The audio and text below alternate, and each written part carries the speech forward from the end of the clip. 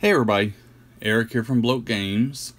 Give me just 1 second, I got to set some stuff up real quick. I'll make sure that everything's happening for everybody out there. It's almost there. We're waiting. Alright, there we go. So hey guys, I just wanted to come on and kind of do like a first reaction video. And just kind of chat with who's ever out there. What's up, Malik? How's it going, bud? With who's ever out there. But I wanted to talk about, I just got back from the Palladium Books Open House. Palladium Books every 2 to 3 years has been running this open house. I became aware of it back when I was still a kid. I was still a teenager. It's kind of always been on my list of places to go, things I wanted to do. But for whatever reason, I've always put it off. But this year, I just made up my mind. I said, you know what, I'm going to go. I heard that Questwise, aka Jody Brandt, was going to be there. And I started asking around. I started asking some of my friends, some of my like gamer friends who I've only met online through doing like Bloat Games and doing this YouTube channel and stuff. I'm like, guys, any way that y'all want to go to this Palladium Open House. Then I talked to my partner here at Bloat Games, Josh Palmer. I said, Josh, we need to do this. And surprisingly, Josh was a little reluctant at first. He was he wasn't sure about going up there. I'm like, no, you know what, we're going. So we set the date, set the plans, and headed up to the open house. Oh my gosh, yeah, Malik, Questwise did all kinds of really great interviews. Also, if you follow Brandon Naden, or Wet Ink Games is what it's called on here on YouTube, he was also there and he did interviews with everybody, including me. And there's a lot of cool stuff to be had. But yeah, Questwise, I spent the day watching his videos and checking that stuff out.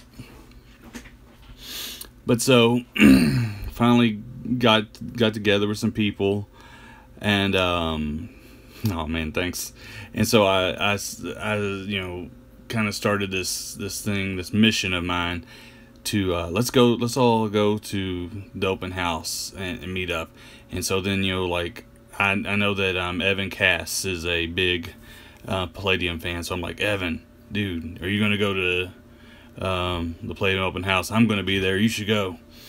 And kind of go to him and to coming, and was goading some other people who unfortunately couldn't make it at the last minute. But this is something we just kind of did on a limb. Now I live in Louisville, Kentucky. Palladium Books Open House is in Detroit. Detroit is about 6.5 hours from us. And so we made the trip on Thursday. Josh and I got up there, got checked into the hotel. That evening, we hooked up with Evan, who was already in town. Let's see. Oh, I'll get to that. Yep. Malik, give me just 1 second. So we hooked up with Evan on Thursday night, and Evan had brought his friend Brad up there. Brad's another one just like Evan from Wisconsin, and ended up being a cool guy. We talked about metal and all kinds of stuff. And when I say metal, I mean metal. Give the horns. And ended up hooking up with those guys later on that weekend to play. So Thursday night, that's kind of what I did Thursday night to get acclimated. I went down and hung out with Brandon Naden for a little bit in the hotel lobby, things like that. Jody was over at the Palladium Books VIP event, so I didn't get to catch up and meet up with him in person until the next day. But then like Friday came. Friday was the first day of the actual convention for most people. So if you didn't go to the VIP event, which kind of thinking now, I think most people did go to the VIP event who were there. I kind of wish that I had to, and if I go back, that's definitely going to be something that I arrange to do. But so went there Friday morning, not having any plans, not knowing what exactly we were going to do. Got there, kind of hung around. Literally, Josh and I were there 5 minutes, and we were looking at a merchandise table, and this guy walked up and said, "You find everything all right?" And it was Kevin Sambidi, or Symbiota as I called him my entire life. And he, right there in front of me, and so I kind of like total fangirled out for a minute, but yeah, then we hung out. Finally, Jody showed up. We met Jody. That morning, Friday morning, we got to hook up and play the Rifts prototype board game. So it's like a Rifts miniatures game. It's a board game /miniatures game. It was really neat. At first, when the rules were first being explained to us, you could kind of sense that everybody was like, I don't know about this. But when we started playing it, oh my gosh, it was a ton of fun. I played a Burster. I got taken out by a Glitter Boy, so you know how that goes. Burster versus Boom Gun doesn't work out in the board game either. So Josh ended up winning. Jody was playing with us, but Josh ended up winning. He had just a Coalition Grunt and a couple Skelelots. So it was a good time. And then oh hey, what's up, man? How you doing, buddy? Yeah, so we got to do that. We were able to jump in on Jody was running a game of Palladium Fantasy, so we got to play in that. Josh and I both played, as well as Evan and Brad and a few other people. So had a ton of fun. Got to set in on some panels, listen to everything. One thing about this convention that I want to point out to everybody is if you're a Palladium fan at all, and you can make it, try to make it. This is the first convention that it didn't feel like a convention. It felt like a family reunion with family who you actually want to get together with. Everybody who was there was, nice. Everybody was talking to each other. Everybody was, making accommodations for other people to get into the games that they really wanted to get into. It was just overall a pleasurable and a joyful experience. And it just blew me away. So if you get a chance, definitely go up there and check it out. I didn't run it across, some conventions you'll hear people say things like, what type game, or what's your favorite game? And you'll say, well, I like this. And they're like, oh, you shouldn't play that. You should be playing this. And none of that was happening. If somebody said, what's your favorite game? And I said, Rifts. And that guy would be like, oh, that's so cool, man. Mine's Robotech. And, or, even like if I said Dungeons and Dragons, they're like, oh, do you play the first edition, third edition, fifth edition? What's your favorite? No one ever, there was no competing games, nothing like that. It was definitely something that was a welcome change from some of my past experiences that I've had at cons. Not that I have I've had like horrible experiences at cons or anything, but this it didn't feel like a con. It really felt like just like 100 friends getting together and breaking out into 8 people at a game table and playing. That's really what it felt like. There was a lot of artists and freelance writers who came in. They were there to sign books. I talked to Chuck Walton for a long time. Had a nice conversation with him. Let's see. Had a 3-hour window on Sunday, but didn't think the drive would be worth it. Yeah, I tell you, I think personally, I don't know how far of your drive was, Lee, but I think you would have had fun. I think, especially knowing how much you like Palladium games, I think you would have had quite a bit of fun. They had all kinds of really cool stuff there. Oh, hey, Brad's on the stream. What's up, Brad? And so they had all kinds of cool. Let's see. Oh, it was only 30 minutes. Oh man, yeah. I would definitely. Yeah, you should have. Even for 3 hours, I would have said yes. For a 30-minute drive, definitely. That's true. I understand that, Lee. Okay. Cool. Cool deal. So, they had like all the Palladium stuff there, that you'd want, all the standards, all the books, all that type of stuff. But then they also had like art that you could buy. They had the negatives when Palladium's been around so long that when they used to make their prints, they would have to have one negative made, and then that negative is what they used to actually print the books.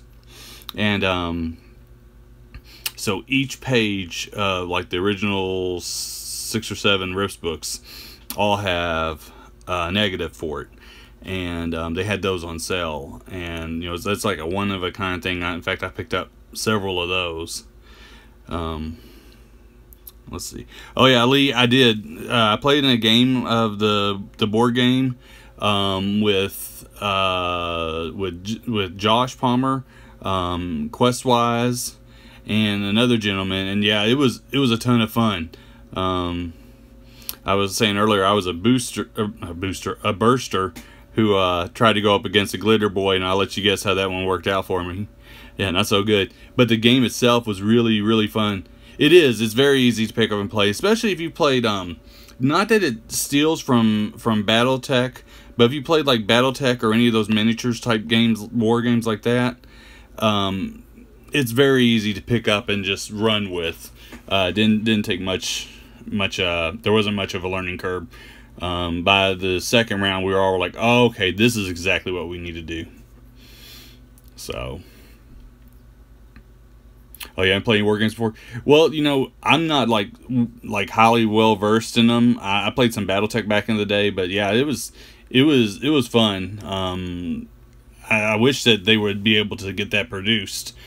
But it doesn't look like that's ever going to see light of day, so that's kind of sad. It requires $40,000 for the bare bones minimum order to get that made, and it just doesn't look like that's in the cards right now. At least right now. Who knows? Maybe several years down the line. But it should be. It's something that I think a lot of people would enjoy if it was released.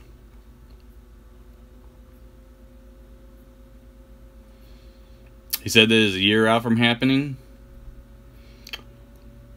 Okay. We'll go with that then. He would know better than I.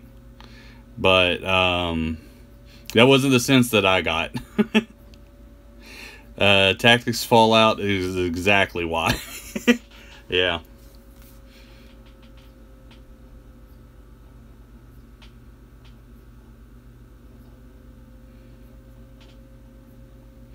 Yeah. So that was another thing that was really cool. I wasn't there for it, but at the VIP event, that was one of the things that Jody said that like they addressed right up front was the whole Robotech Kickstarter debacle and apologize over and over and explain like how it got to be what it was, and there was nothing that was ever like pushed under the rug, nothing that was like people walking around whispering about it or anything like that. Just I personally felt like that they owned up to, guys, we made a mistake and ended up being like a really big costly mistake, but it's on us. There was never like a bit of finger pointing or anything like that. And I thought that was really, really, really big of them, and hopefully a start towards healing some of the damage that was caused by the Kickstarter issues. But with all that being said, there was people there playing that game. They had tournaments of it, so and then they had like just other type stuff. There was a lot of crossover games that people would play, like Robotech and Rifts. In fact, Brad, I know you can account for that. Sometimes it went awesome, sometimes this just wasn't the game that you signed up for. There was a ton of people running all kinds of games that you wouldn't think. Like, I thought when we got there, I kind of assumed that like almost everything would be a Rifts game, and it really wasn't. There was a lot of Beyond the Supernatural. There was a lot of Palladium Fantasy, a lot of Robotech, some Rifts. Actually, not as much Rifts as I would have liked, or as I would have thought I would. But you know, I also didn't sign up to run anything. So, but there was definitely a lot. Oh yeah, Brad just said there was a lot to pick from. You definitely, like, I think if you went there just as a Palladium fan in general, you wouldn't feel shortchanged or feel like oh, my game wasn't represented, because you know they played as much as I think time allowed for. So there was even they played some Breach World, which is an RPG if you're not familiar with it. It's made by one of the Palladium freelance writers, and it is essentially Rifts with its serial numbers filed off. And I thought that was kind of interesting that he had it there to sell, and that they ran some games of it. And yeah, Kevin didn't seem to mind. So of course, all the people who actually work for Palladium who were there, all were super nice, as to be expected. They were all working really hard. Kevin was running, he ran 3 to 4 games sessions a day, plus he did some panels. He was a very busy man, and in between all of that, he was signing stuff. Let's see, what was it called? Which ones? Breach World. So BREECH World was the Rifts game with the serial numbers filed off, if that's what you were asking for, Malik.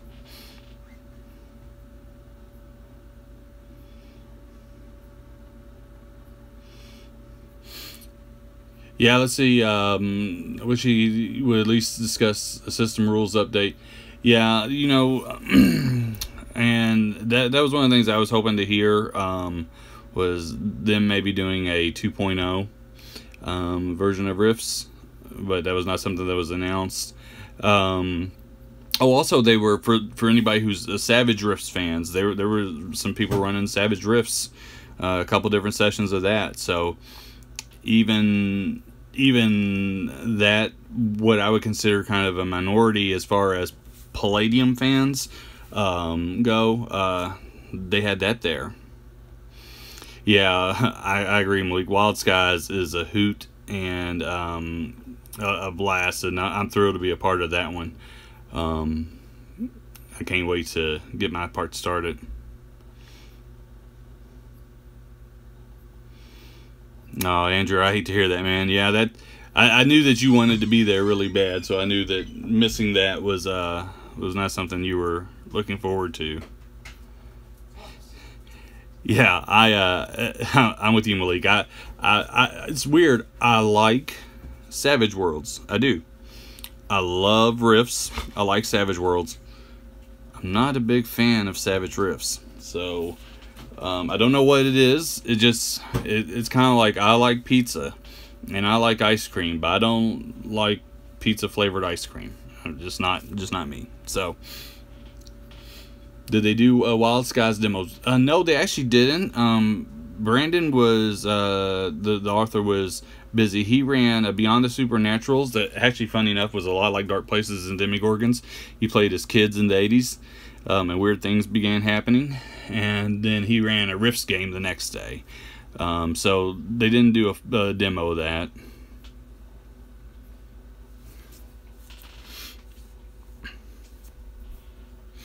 You know, Andrew, I'm going to try my best to make it to at least 1 to 2 days of Gen Con. We haven't, like, booked anything yet, but, and, like, Bloat Games won't be there in an official capacity. But it's just in Indianapolis, which for me is, like, you know, a 3-hour drive or whatever. So I'm going to do my best to make it to Gen Con and try to hang out with everybody. And so, yeah, if you're going, definitely get with me. We'll make sure to get together and get some kind of trouble started. So let's see, what else was there? Anything else? Oh, we had a huge list off game. Not huge, about 9 players, 8 or 9 players, I guess. After hours back at the hotel lobby. Saturday night, the hotel lobby kind of turned into that we were staying in, kind of turned into a whole crazy gaming session. There was like 5 or 6 different gaming groups going on. It was it was pretty awesome. Let's see, Tonka says, thanks Eric, I've been running a continuous vigilante campaign. That one that started as a one-shot. Well, awesome, man. You're welcome. That's pretty cool. So glad to hear that. Very neat. But yeah, so we had Josh set up shop and ran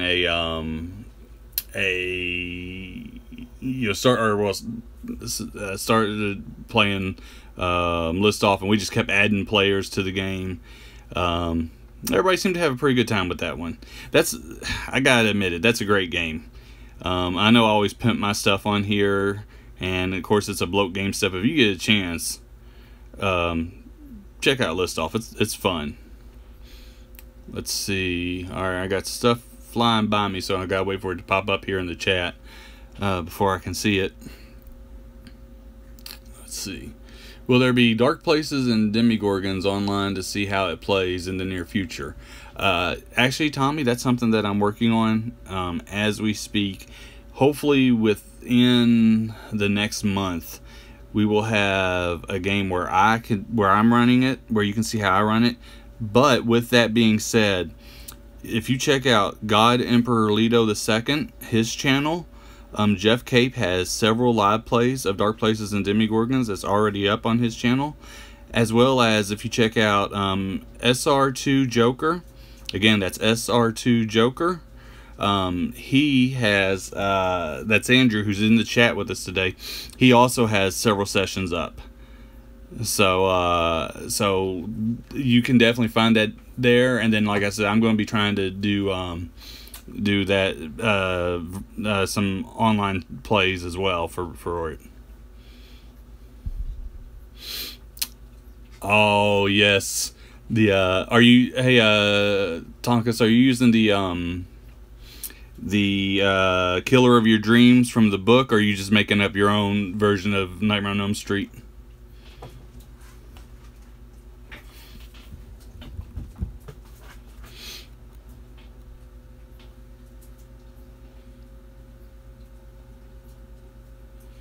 Oh, that's awesome, man. Yeah, that was one of the first things that I wrote for, as far as Adventure Seeds, was that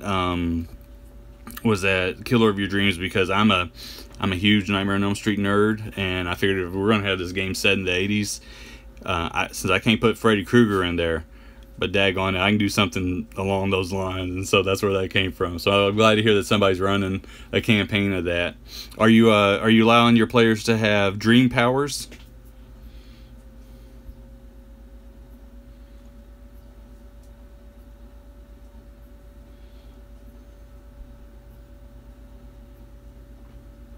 That's cool, man. Yeah, that's really neat. One of my favorite things as a creator, well, first off, anytime that anyone plays, like, I hear anyone playing my games or buying, I still get, like, just floored. I'm like, really? Like, you're playing my game? Wow. But then when I hear people taking like something that I wrote and doing their own unique thing with it, I love that. That's what I've always done with all the role-playing games I've ever played, and it really like makes my day when I hear other people say that they're doing that with something that I wrote. I love that. It's a different PC system. Cool deal.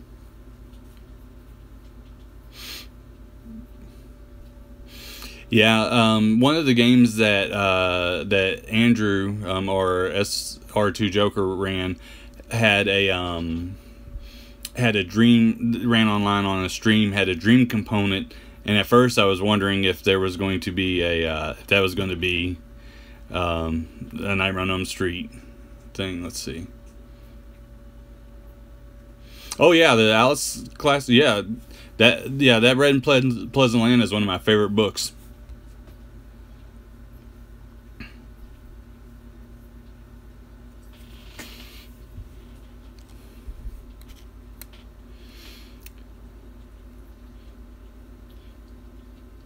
It's a heavy mod. Cool.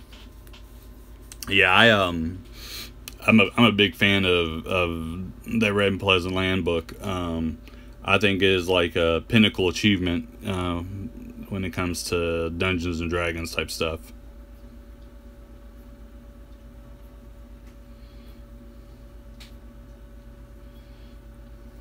Go run a Dead World themed campaign. That's awesome, man.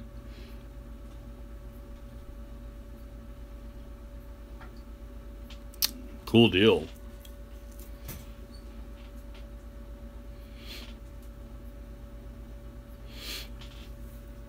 Yeah,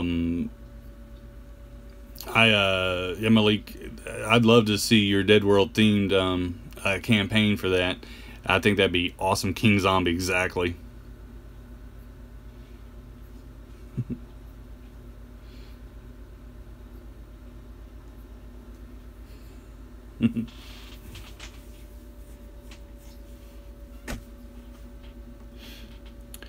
So, let's see. While I'm at it, did anybody have any questions about the Palladium Open House? Maybe something, if you want to know if something was going on there, because that was one of the things I wanted to put out. I also plan on doing another stream about the Palladium Open House, to where I show off some of the stuff I got. I still have it just all right now in a pile of stuff from where I came in, but I picked up some cool stuff. Can't lie, I was pretty excited.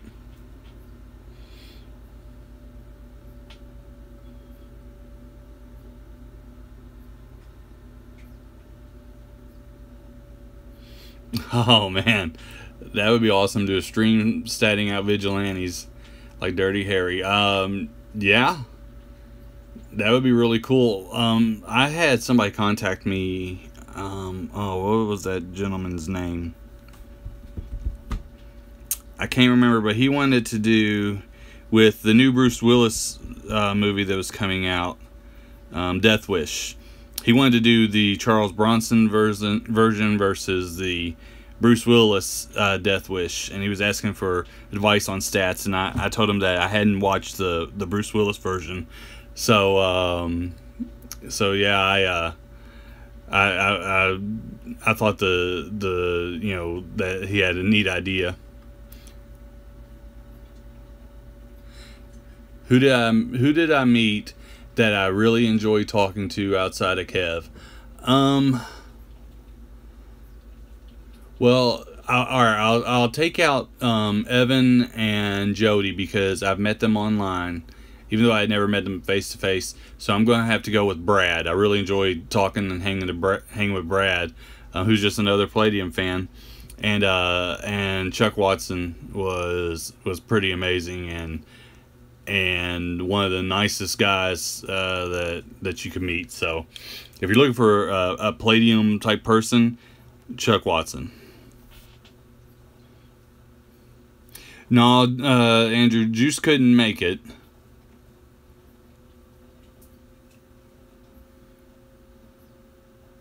How does Palladium compare with other D&D games in terms of rules? Well,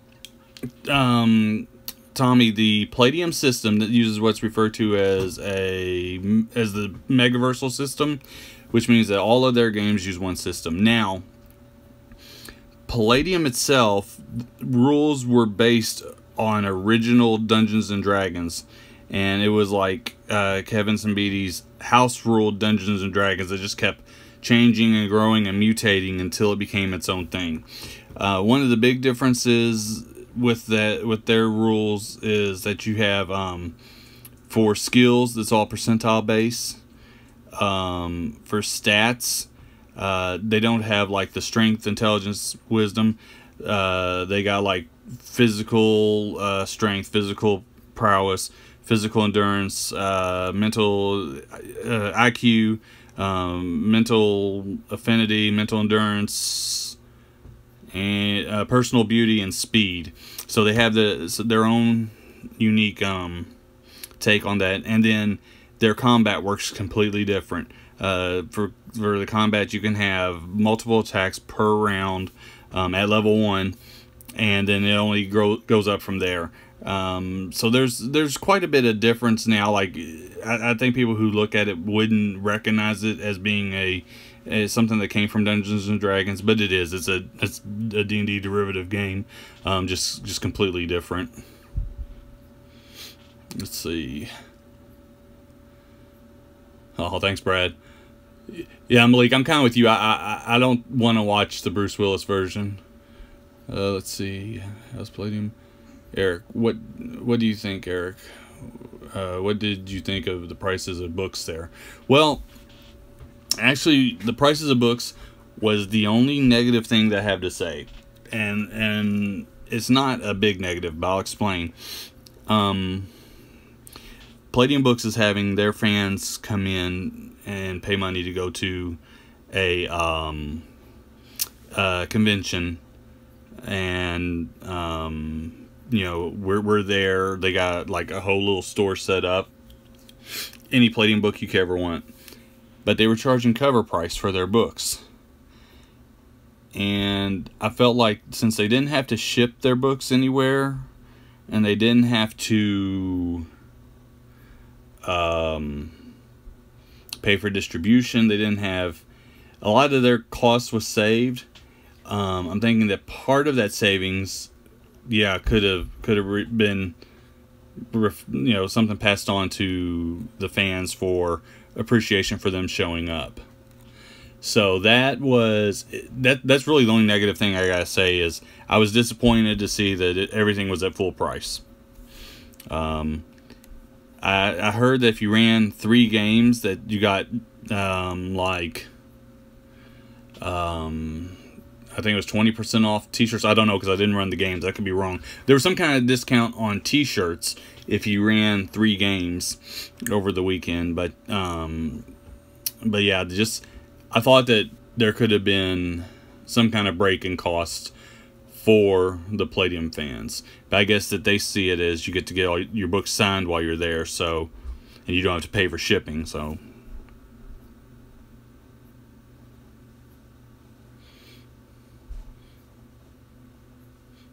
Let's see.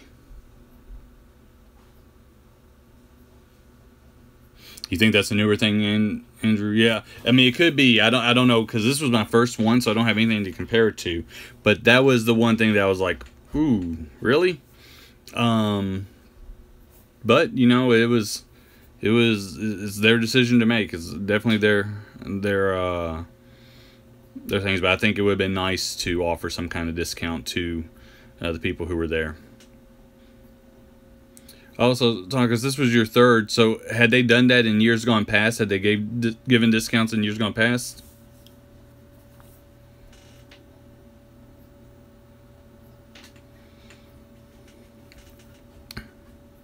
Okay. So it probably has to do something with the Kickstarter and the lack of funds therein. So on their end, I have a feeling it just might not have been feasible to offer any kind of discounts. So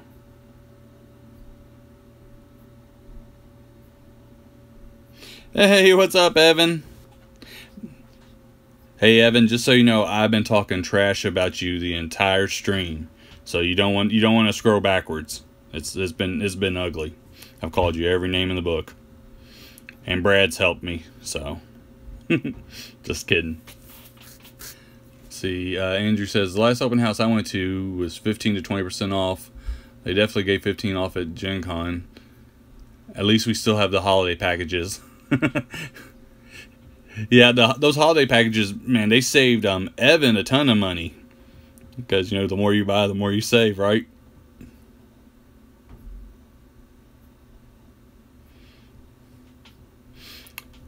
Oh, you need a Riffs Mechanoid book? I still have my original Riffs Mechanoid book. It's seen better days, though.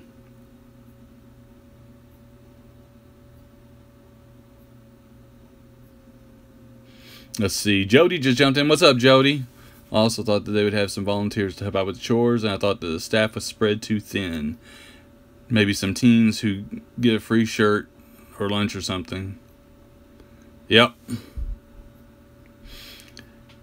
Yeah, I thought that there were some guys who were running around, especially Steven. He seemed to be running quite a bit, and the guy who was working at the register, while he's not working constantly, he was there open to close behind the register. So yeah, I could see that.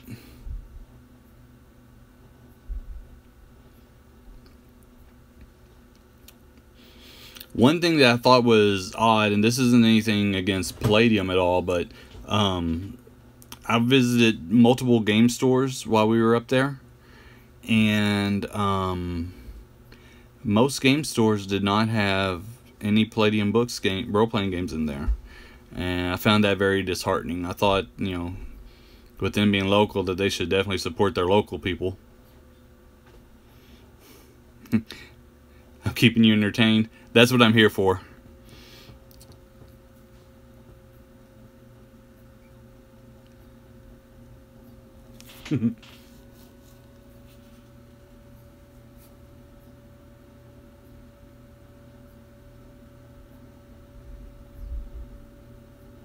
See, Andrew says, yeah, it's bad here, man.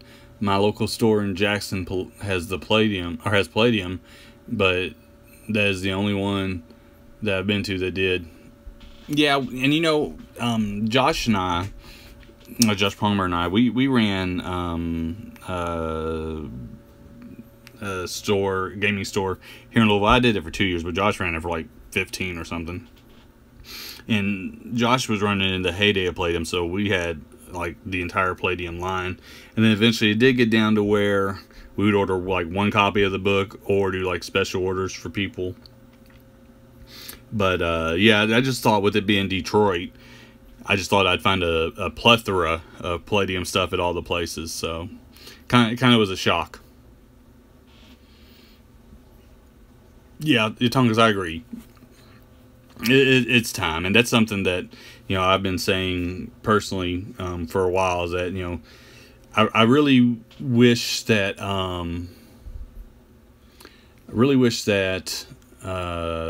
the Savage Rifts felt like the opportune time to do something different. So, you know, there's that. Let's see. Tommy says, I get booed with my crew anytime I mention anything other than 3.5. Brother, I feel you. I feel you. I feel you.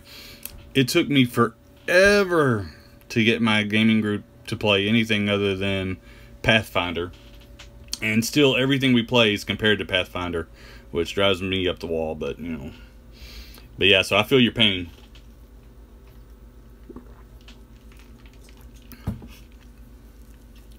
Kevin is like the Rodney Dangerfield of creators.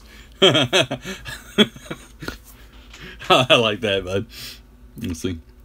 It was definitely discussed at the open house. Let's see. If you did that, at least try something and start healing the wounds. At least 2 locals had Palladium Books here in Oregon. New and used. It sucks that their locals didn't have it.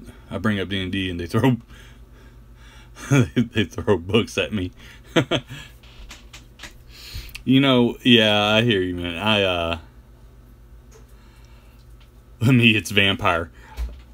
Yeah, I've played World of Darkness games in the past, but yeah, now that's kind of my one of the ones that I put up the crosses, to ward off.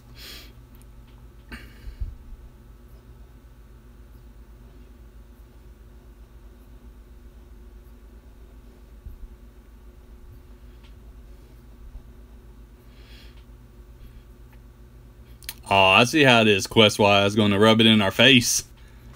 Man, just rub it in our face.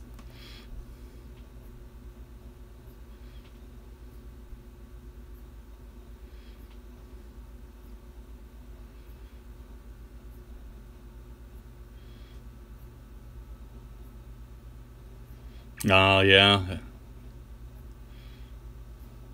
Do you have bloat game products at any physical stores, Eric? I got it at some stores here in Louisville, Kentucky.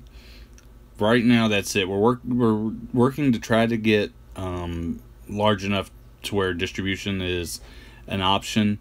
Our Kickstarter for Dark Places and Demigorgons was right at the edge of being able to allow us to hurdle that. Our subsequent Kickstarters have not been as large, but they weren't intended to be. I'm hoping that with Survive This Vigilante City, that we're going to be able to come across that hurdle and be able to get to distributors so that they can get into brick and mortar stores without me having to go door to door to sell the books. So if Survive This Vigilante City goes big enough, then yes, we should be in stores other than just around here at some of my local haunts.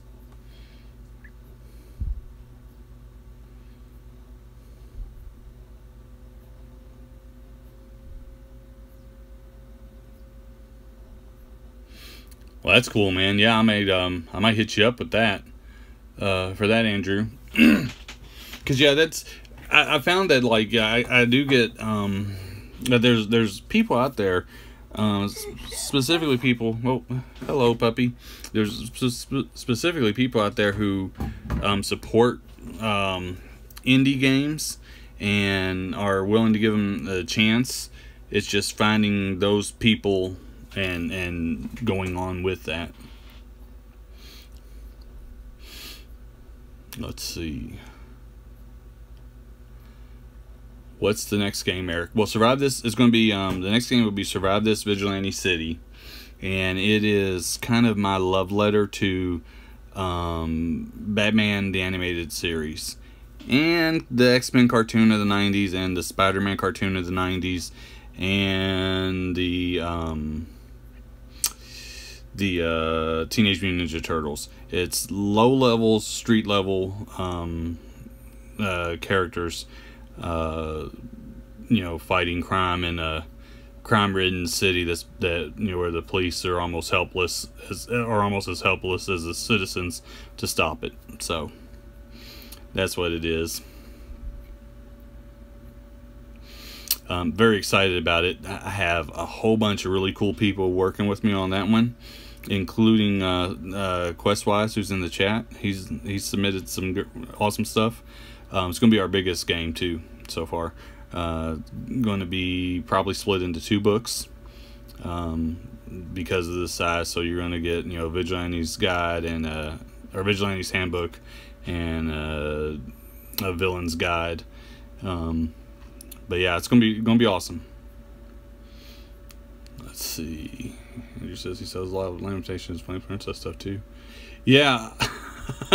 They keep it behind the counter like it's dirty mags. Well, they have to. Yeah, we talked about the I don't want to say it because I don't want to get flagged on for content, but the April Fool's Lamentation Flame Princess adventure. So we were talking about that up there. Thought it was pretty funny. Let's see, just had a whole bunch of stuff scroll by, so I gotta wait for the delay. Fish coitus. That's the one.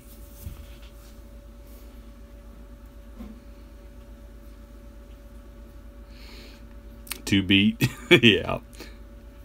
How are those cats when you got home, Evan? They happy to see you?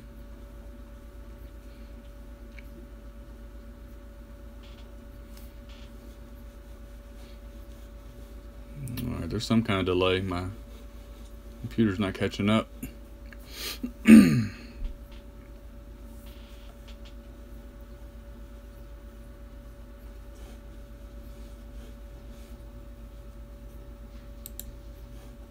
Let's see.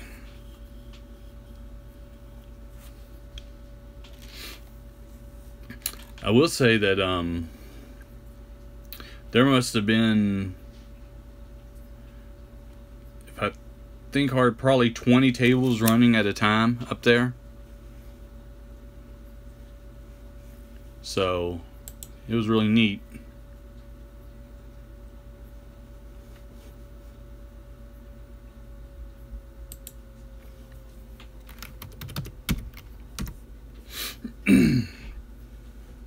Sorry guys, my computer's glitching here. I am ready though.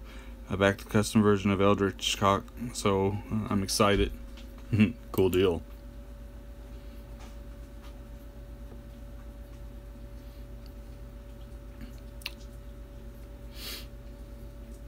Yeah, I think right now in as far as small printing presses go, and really kind of anybody, I think that the quality of the Lamentations of the Flame Princess books, just the layout, the design, they're really killing it, and and nobody else is coming close. Let's see.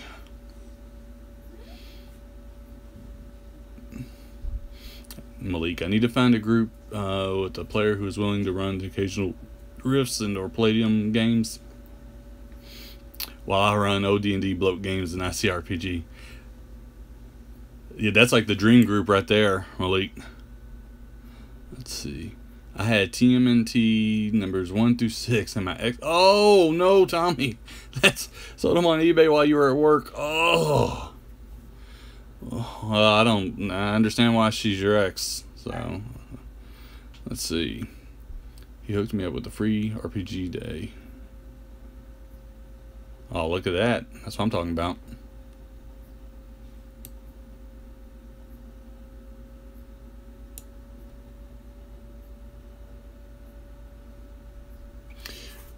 Oh, Talk has got great questions. With Warhammer being the new hack system, what other systems do you see getting hacked?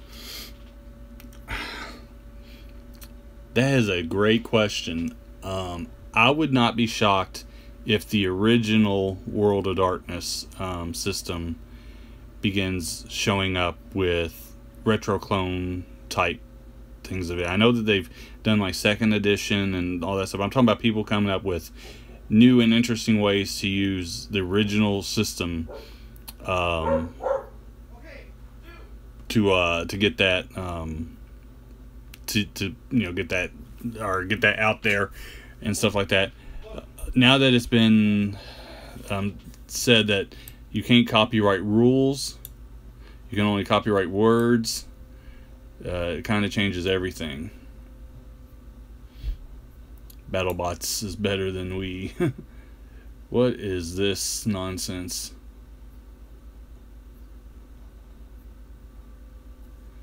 Who are you?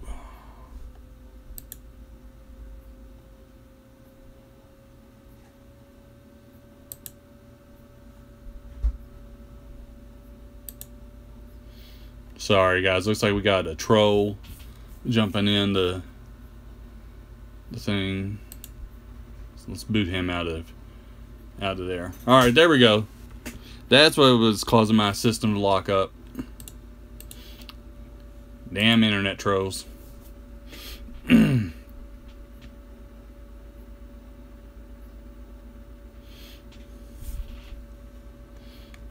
Let's see. What the hell is BattleBots? Yeah, Tom, because that was some idiot. They were promoting something, um, probably trying to find a way to hack into whatever you got going on and whatever I got going on. So they're gone. Um,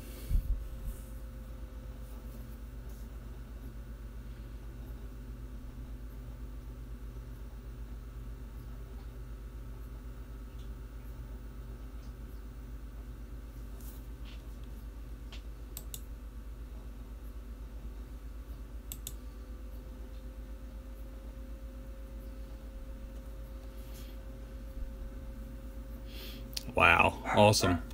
Um, all right, guys. Well, what I'm going to do is I'm going to go ahead and shut the chat down, just because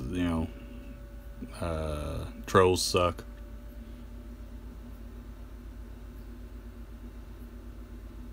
Thanks, Andrew. I know, right?